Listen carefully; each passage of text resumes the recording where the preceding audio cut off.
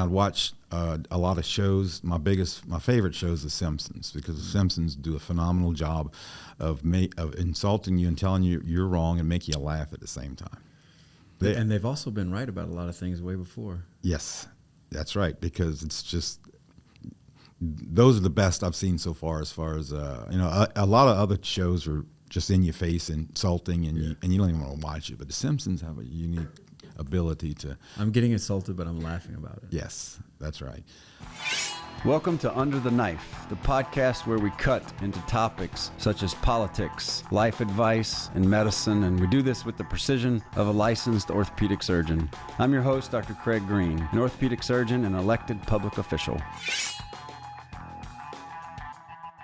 Under the Knife podcast with Dr. Craig Greene. We're glad to have on Mr. Christian Gil. Welcome, Christian. Thank you, doctor. I appreciate it. Yeah, man. Tell me, where do you reside? Is it in... I actually live in a little town in St. Mary Parish called Patterson, Louisiana. Mm-hmm. Is that where Dalton Hilliard's from? That is where Dalton Hilliard is from. Yeah. Ike as well. Is any Hilliards still there? There are some cousins, Yeah. but the football players are not. They've No. moved on to bigger and better things. Yeah. Is that where your family's from? My mom's from Patterson. She was born and raised. She was Miss Patterson, I think, in 1964. Really? And my dad's originally from Eunice. Okay. So he came in the 60s to get involved in the oil field and Stayed. married her, and they stayed. Yeah. What's the population of Patterson right now? I'd say 5,000. Really? It's very small. How close is that to Morgan City? Well, when I get up in the morning, I leave my house in Patterson and I drive to CC's in Morgan City, and it's about 12 minutes. 12 minutes. Yeah. Al Tragle was my high school football coach, and he was from Morgan City. There's a lot of Tragles in Morgan Yeah. City. And I think his son, who's a chiropractor, was the mayor of Morgan City. Yes, for a he while. is. He was. He's not anymore, though, right? Not anymore. Gotcha. We have a new mayor, Who's the new mayor? Lee Dragna. Is he on the right team? Yes, he's one of my 4 friends. Huh. How do you get to be one of your 4 friends? Put up with my bullshit for a long period of time. Well, I can't wait to tell the story of how you and I became friends. Oh my I just think gosh. that's one of the most classic. And you know what? I'm proud of the way we became friends. You're absolutely right. In life, you meet a lot of people, you get along with a lot of people, but until you've been where you've had disagreements and you Right. butted heads and you still get along afterward, to me, that's like, that's a real I thing. value how we became friends, and because I think it makes us better friends now. And I'll go ahead and tell that story. Okay, go ahead. So just to be sure, I'll have to correct you if you sway from the of truth course, any. of course. I'll tell you how I remember it. Okay. So before I ever ran for politics, I made an endorsement, and then I ran for politics, and I've always been a Republican. And so I see a flyer, and it has me I riding a rhino, or it was me with a rhino, which for those who don't know, the slanderous thing within a political party is if you're not furthest to that extreme, then you're accused of being whatever in name only. So it's rhino is Republican in name only. So if you disagree with the extreme, then you're a rhino sort of deal. So what was the picture? Do you still have a picture of it? I don't. I guess I could look, but there were so many I did. I don't know which specific one you saw first. But Somebody did of me, or just of everybody? Well, of you, because we had, when I put something out, I do multiples and I pass it around, which would be best. So I don't recall which one you saw first, but there was a few of them, and it was. It was on Facebook. I think. Yes, it was, and it was with the Democrat governor. Yeah. Was one of them you were with the Democrat governor endorsing him. Which the backstory there is, his son and my daughter had gone to several dances together, same high school, and I wasn't real political at the time, and they're like, "Hey, you're a doctor, you're a Republican, will you support him?" I'm like, "Hey, he's a nice guy, sure, why not?" And I didn't know how that would come back to haunt me when I ran for office. Anytime someone wants to run, I always tell them, clean up your social media. Clean it up. So, but I'll never forget, I was driving down to duck hunt, and I was and somebody was like, "Hey, did you see this?" And I'm like, "Who is that guy?" And his name, Christian Gil. And because it was kind of slander, or supposed to be slanderous, inflammatory, like that's not our guy, because look at him, kind of deal. And I guess most people would respond like, "Oh, this is a fight, let's fight." And I just told him, like, let's call him. I want to call him right now. I don't know that guy. I think it was Gabe Beetle Maybe so, yeah, because he was friends with Trey Maurice. Yeah, Dr. Maurice, Yeah. correct. Yeah, because he was the one that called me about it. Yeah. And then not long later, you called me. And so I don't know what was going through your mind did you know it was my number, or did they give you warning that I was going to call? I don't recall, but when I seen the Baton Rouge number, I was either it was a consultant or someone involved in something, Right. so I took the call. So- Usually I'm accustomed when I make a post. Sometimes I get calls from a lot of political people. So Do you answer them? yes, I do. Okay. Well, you answered my call, and as I remember, it was a fairly friendly conversation. I was like, man, look, I don't know you. I just saw that. By the way, I think it's kind of funny. And, I did do that, so I understand it. But I thought maybe we get off on like a let's get to know each other. But I just remember by the end of the conversation, we had more in common.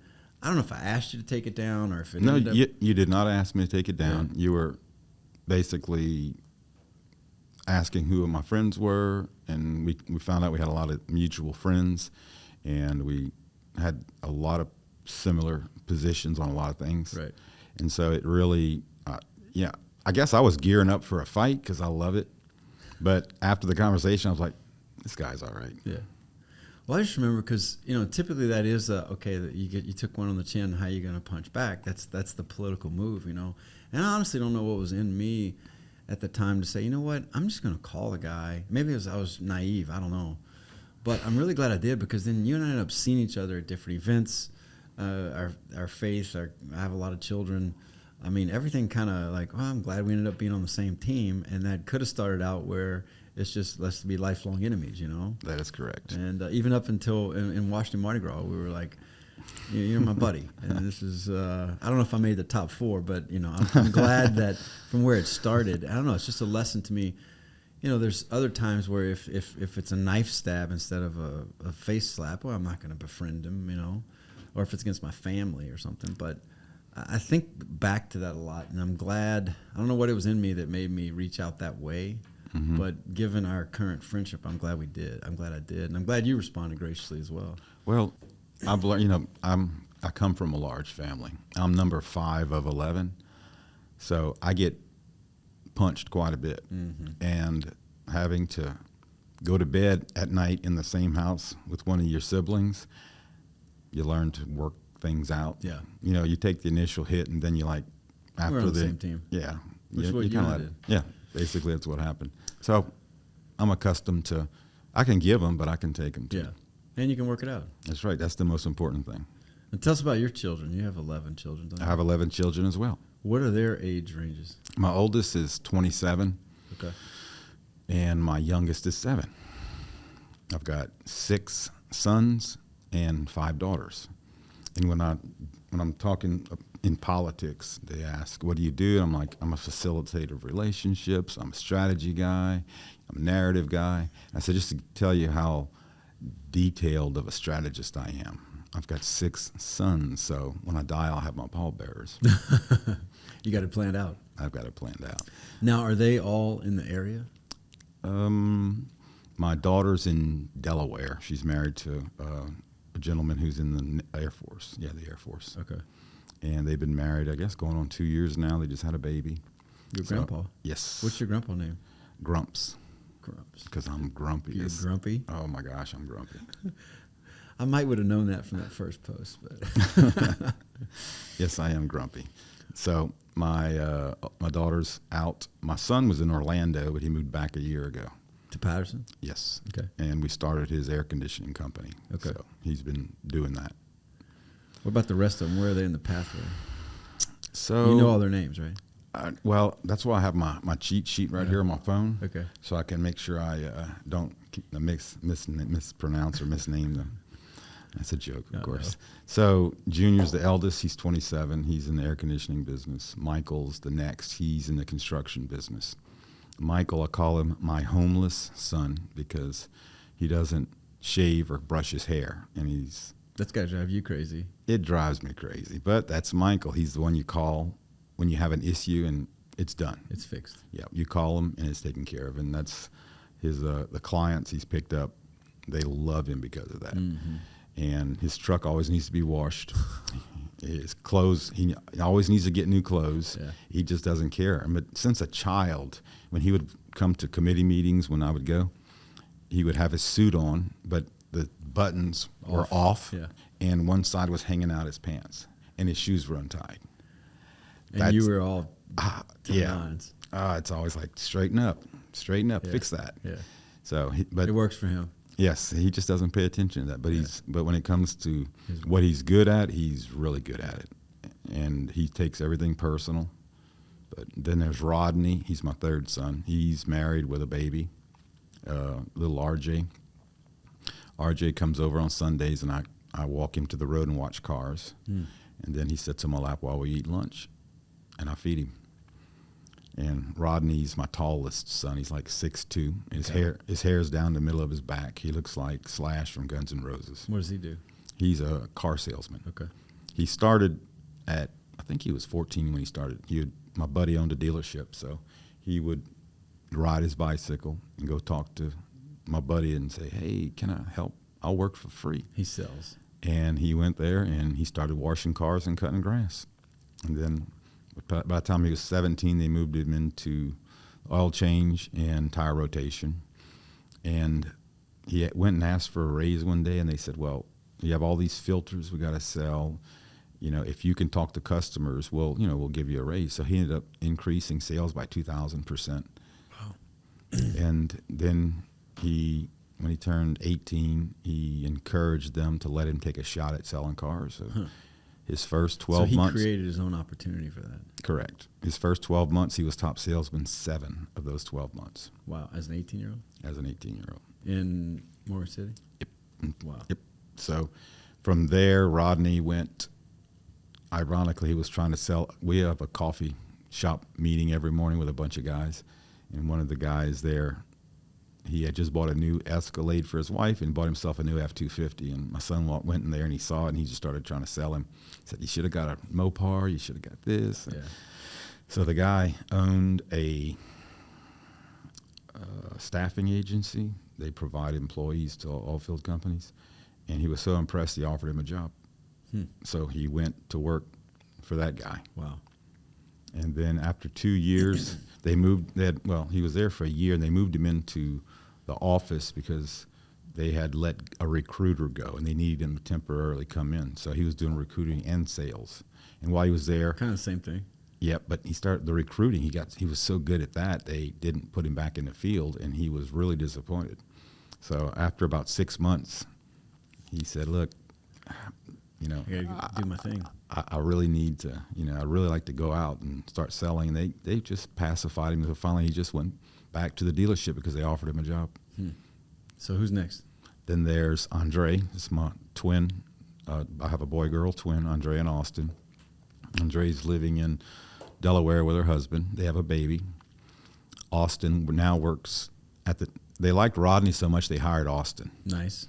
So now Andre and Austin are both 21. Austin works at the dealership in tire rotation and oil changes. And he hasn't decided what he wants to be yet. They seem like they'll figure it out. Well, Austin was unique because he was born with a birth defect we didn't know about till about 4 years ago, a hole in his heart. Mm-hmm. And one day he was playing with his friends. Forensic Valley? I don't recall what it was, but he just passed out. And we brought him in, and they're like, "You could have died." Yeah. They fixed it? Yes, they did fix it. And now he's like exploring all the fun he didn't do before. But because of his deep birth defect? Yeah, now he's really into guns and airsoft, and every weekend they're some new location with his buddies. So, what he's going to do, I don't know. He'll figure it out. He's talking about maybe going to the insurance business. I told him I would. Yeah. But we'll see what happens. Then you have my Elise. She was named after For Elise, the song, because I played piano for years. And she's soft-hearted.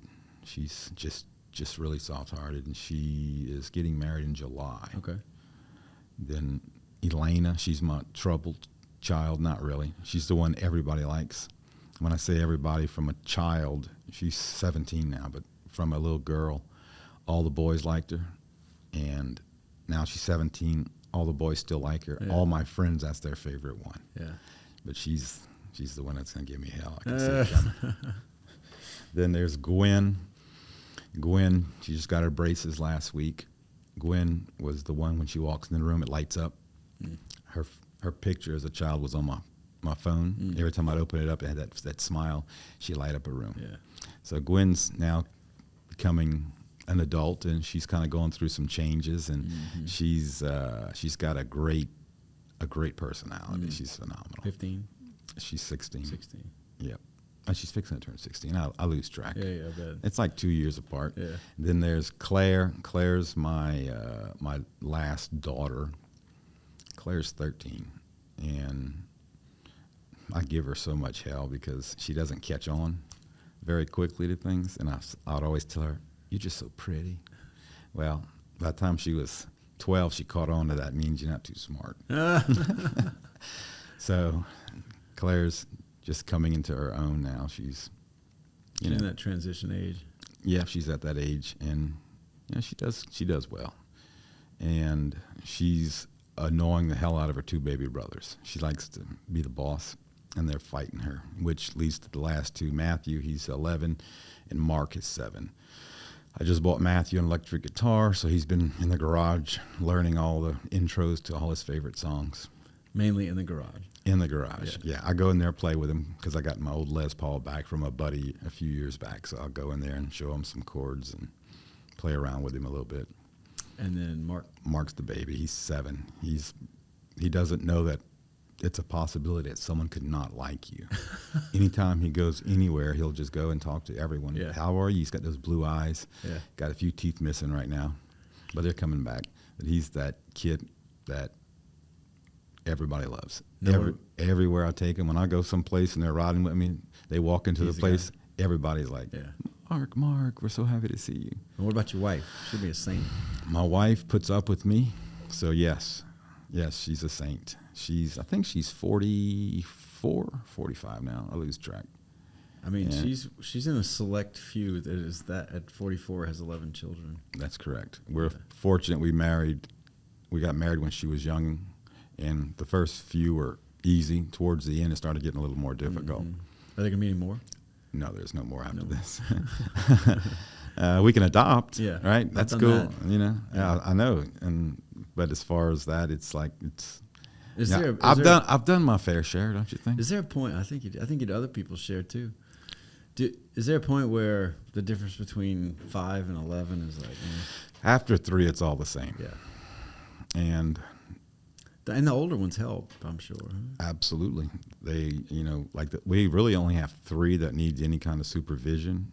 Actually 2, but it's really not a lot of work because they're with somebody all the time. Well, how do you get them off the payroll? Once they get married. Oh.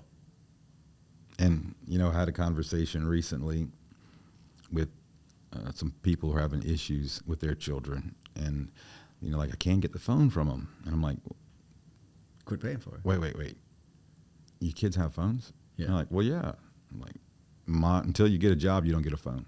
That's a great idea.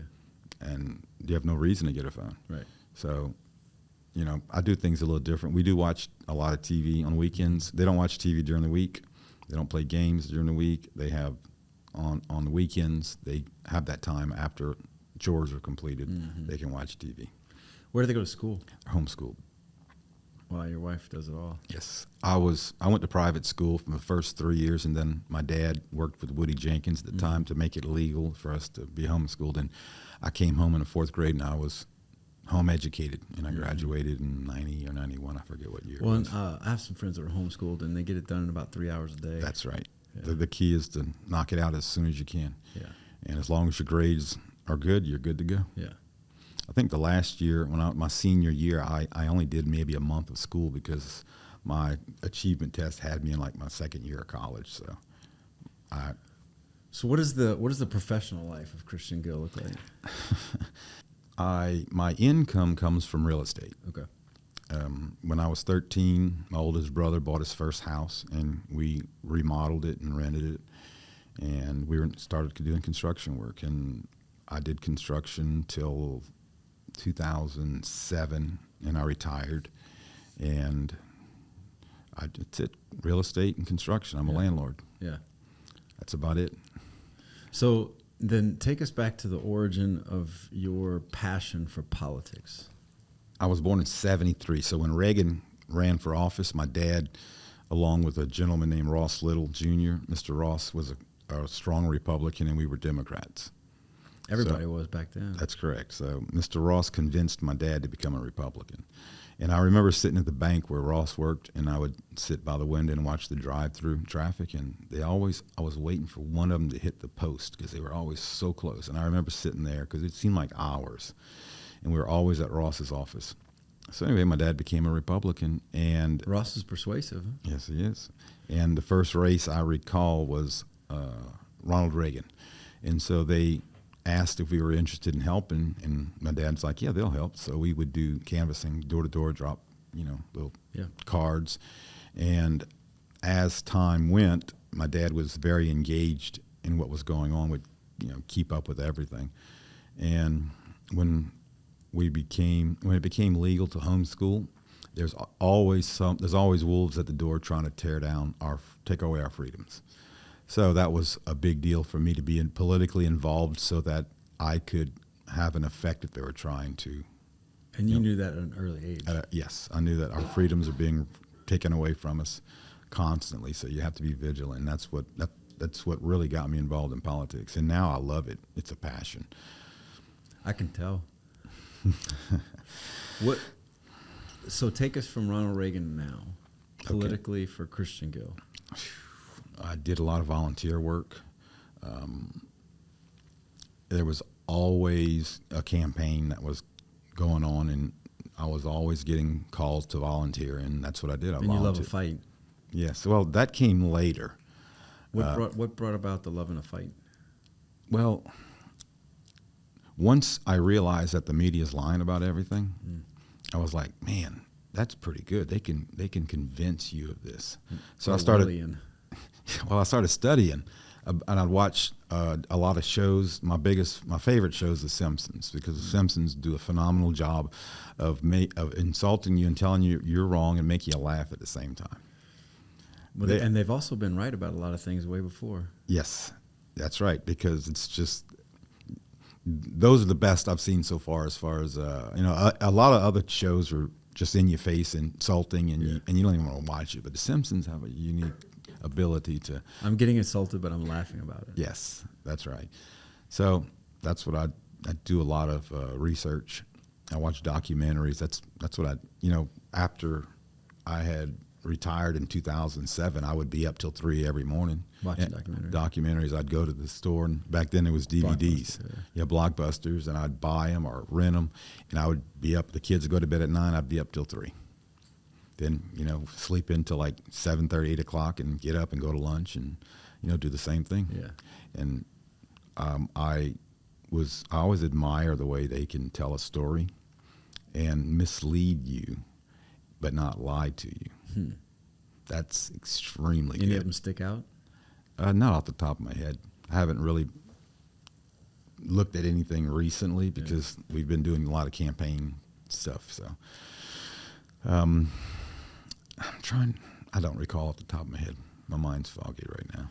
I'm a big documentary guy. I just finished the one on Einstein and the atomic bomb. It's on Netflix. I seen that. Yeah. I didn't watch it yet. Yeah, that's in my list. It was good. I mean, it was up there with Oppenheimer. I don't know if you've seen the movie yet, but it's no, I didn't. It's pretty good. I'm trying to think. What's the latest thing I watched? I haven't really watched much recently. Usually in the evenings, by the time it's time for bed, I'll turn on The Simpsons and go to sleep to that. That's kind of my way of disconnecting my brain. And you also get some life lessons, right? Oh, yeah. Insult people, make them laugh at themselves. Yes. You did it to me, I guess. I guess that's where that came from. Could be. Yeah. So, I love the political realm. I enjoy building relationships. So.